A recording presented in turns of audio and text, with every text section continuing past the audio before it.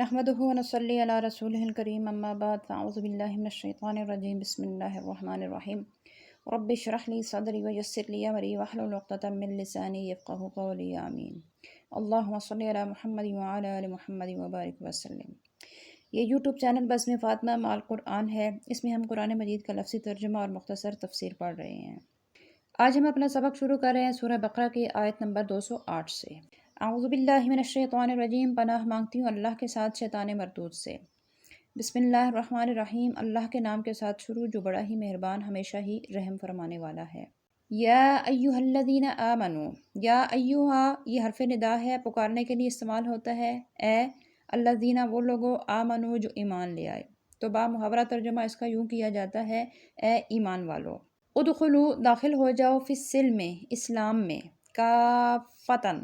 پورے کے پورے، ولا تتبعوا اور نہ چلو یا نہ پیروی کرو، خطوات قدموں کی، شیطان کے،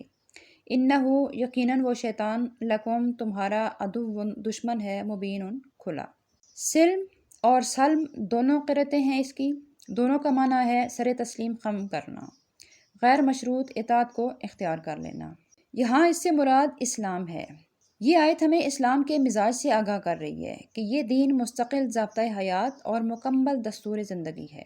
اس کے اپنے عقائد ہیں، اس کا اپنا دیوانی اور فوجداری قانون ہے، سیاسیات اور معاشیات کے متعلق اس کے اپنے نظریات ہیں، اور یہ انسان کی روحانی، ذہنی اور مادی ترقی کا ضامن ہے۔ لیکن اس کی برکتیں تبھی رونما ہو سکتی ہیں جبکہ اسے ماننے والے اسے پورے کا پورا اپنا لیں اور اس کے تمام ضابطوں اور قوانین پر عمل پیرا ہو جائیں۔ اس لیے اللہ تعالیٰ اہل ایمان کو حکم دیتے ہیں کہ وہ اسے قبول کر لیں اور اس کا کوئی گوشہ ترک نہ ہو، اور ملت اسلامیہ کا کوئی فرد اس کو اپنانے سے گریز نہ کرے۔ اور یہ کافہ کا لفظ جو ہے یہ دونوں باتوں کی طرف اشارہ کر رہا ہے کہ اس کے تمام ضابطوں کو بھی اور اس کے تمام قوانین کو بھی مان لیا جائے اور اس پہ عمل پیرا ہوا جائے۔ اور وَلَا تَتَّبِعُوا خُطُوَاتِ الشَّيْطَان کا مطلب یہ ہوا کہ حق کو باطل کے ساتھ نہ ملاؤ۔ اس طرح حق کا حسن جو ہے وہ داغدار ہو جائے گا اور اس کا سرچشمہ مقدر ہو کر رہ جائے گا۔ آج ہماری کیا حالت ہے؟ کس طرح اسلام کے نام پر شہر آباد کیے جاتے ہیں، پھر اسی کی شاہراہوں پر اسلام کے نام اور اس کے نظام کو رسوا کیا جاتا ہے۔ اسلام کے نام پر مملکتیں معرض وجود میں لائی جاتی ہیں، لیکن اسلام کے قانون، ضابطۂ اخلاق اور اس کے مقدس قدروں کو سرد خانوں میں مقفل کر کے رکھ دیا جاتا ہے۔ یہ خدا فریبی بھی ہے اور خود فریبی بھی۔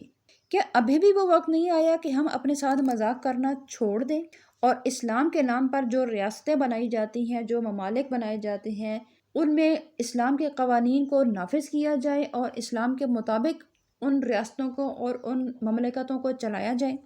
کیونکہ اسلام کے نام پر ملک تو بنا لیے جاتے ہیں، مملکتیں اور ریاستیں تو بنا لی جاتی ہیں، لیکن بعد میں لوگ اس چیز کو بھول جاتے ہیں کہ یہ ملک ہم نے کس نام پر اور کس مقصد کے لیے حاصل کیا ہے۔ پھر نہ تو وہاں پہ کہیں اسلامی قوانین نظر آتے ہیں اور نہ ہی اسلامی زندگیوں کے کوئی طور اطوار نظر آتے ہیں۔ تو یہ شیطان کی بہکاوے میں آ جاتے ہیں،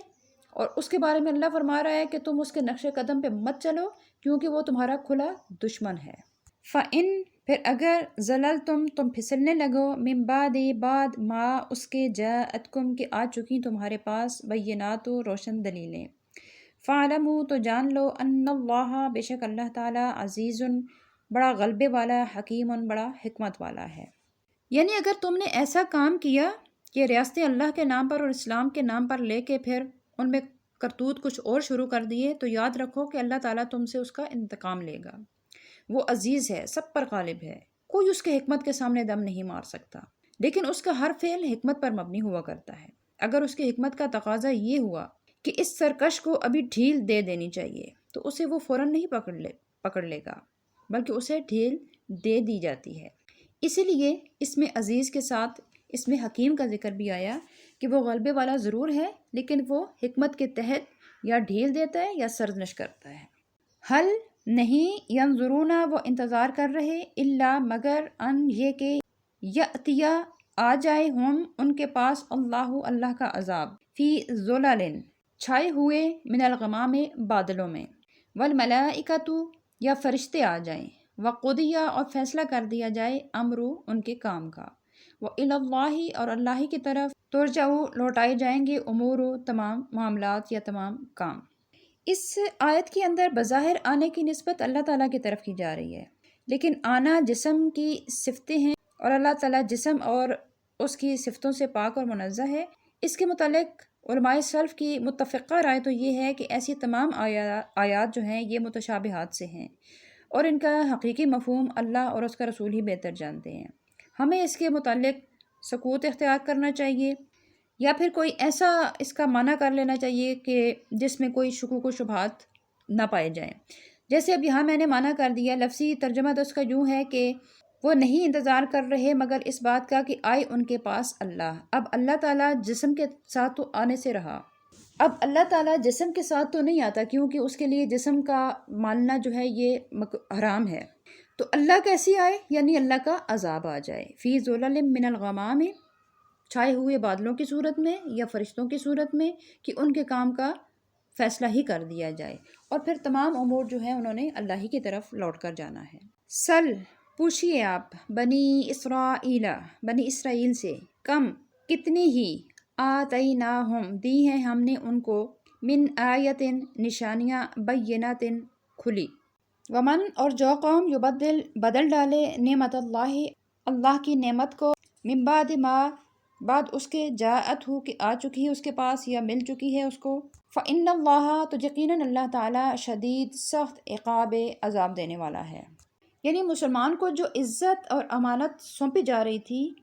وہ ان سے پہلے بھی کئی قوموں کو دی گئی تھی، لیکن جب انہوں نے اس کی قدر نہ کی اور اس کا غلط استعمال شروع کر دیا تو دنیاوی عزت بھی ان سے چھین لی گئی اور دین حق کی امانت ان سے واپس لے لی گئی اور انہیں ذلیل اور رسوا کر دیا گیا۔ مسلمانوں کو بتایا جا رہا ہے کہ اگر تم نے بھی اس نعمت کا شکر ادا نہ کیا اور اس کا صحیح استعمال کر کے اپنے لیے اور دوسروں کے لیے ہدایت کی راہ ہموار اور روشن نہ کی تو یاد رکھو کہ تمہارا انجام بھی ویسا ہی ہوگا۔ اگر مثال دیکھنا چاہو تو تمہیں قدیم کتب خانوں کی ورق گردانی کرنے اور پرانے کھنڈرات میں سال ہا سال سر بگریباں محو فکر کھڑا رہنے کی ضرورت نہیں ہے۔ یہ جو تمہارے پڑوس میں قوم بنی اسرائیل بس رہی ہے نا، اس سے پوچھ لو، وہ اپنی کج بحثی اور حق پوشی کی پرانی عادت کے باوجود ان تاریخی واقعات کا انکار نہیں کر سکتی۔ اگر تم نے بھی وہی روش اختیار کی تو یہ سب کچھ جو نعمتیں تمہیں دی جا رہی ہیں تم سے بھی واپس لے لی جائیں گی۔ زینا آراستہ کر دی گئی ہے، للذین ان لوگوں کے لیے، کفروا جنہوں نے کفر کیا، حیات زندگی دنیا کی، ویسخرون اور وہ مذاق اڑا رہے ہیں، من الذین ان لوگوں کا، آمنوا جو ایمان والے ہیں، والذین حالانکہ وہ لوگ اتقوا جنہوں نے تقوی اختیار کیا، فوقہم ان کی شان بلند ہوگی یوم القیامت قیامت کے دن، واللہ اور اللہ تعالیٰ یرزق رزق دیتا ہے من جسے یشاء چاہتا ہے، بغیر حساب کے بغیر۔ یہاں جو لفظ کفر استعمال ہوا ہے یہاں مراد صرف اللہ اور رسول کا منکر ہی نہیں بلکہ انکار نعمت اور احسان فراموشی کرنے والا بھی اس سے مراد ہے۔ یعنی جب انہوں نے ہدایت کے انعام کی قدر نہیں کی تو ان کی نظریں حقیقت سے پھیر کر دنیا کی زیب و زینت میں گم ہو کر رہ گئیں